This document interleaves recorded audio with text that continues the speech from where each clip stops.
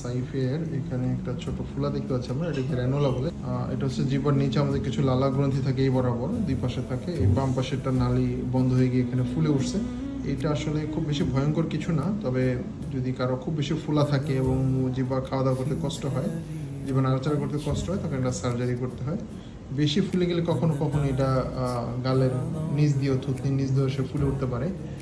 এটা একটা সমস্যা, এবং এটার একমাত্র চিকিৎসা হচ্ছে সার্জারি করে এই জায়গাটাকে খুলে দেওয়া। দ্যাট মিনস হচ্ছে এখানে যে লালা জমে যে থলিটার মধ্যে, যে সিস্টের মধ্যে, সেই সিস্টারকে ওপেন করে দেওয়া হচ্ছে এটার চিকিৎসা।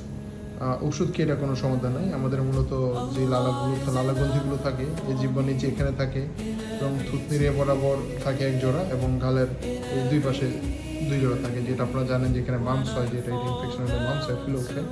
আর সম্পূর্ণ মুখের মধ্যে ছড়ানো ছিটানো কিছু ছোটো ছোটো মাইনর সেরাবেল গ্ল্যান্ড থাকে, অসংখ্য সেরাবেল গ্ল্যান্ড থাকে পুরো মুখের মধ্যে। তো আপাতত সাইফেকে যেটা হয়েছে যে অনেকেরই হয়, আমরা দেখতে পাই যে এটা বাম পাশেটা মুখ বন্ধ হয়ে গিয়ে এটা লালা জমে যাচ্ছে, এবং এটা সিস্ট হিসেবে ডেভেলপ করেছে, এবং এটাকে আমরা রেনোলা বলি, মেডিকেল টার্ম আমাদের রেনোলা বলা হয় এইটার। এবং এই থুতনির নিচে যে লালাগ্রন্থি, সেটার লালা বের হওয়ার মুখটা থেকে এখানে, এবং গালের দুই পাশের যেটা, এটার লালা বের হওয়ার মুখ থাকে এই বরাবর থাকে। আমরা এদিকে তাকালে দেখি, এদিকে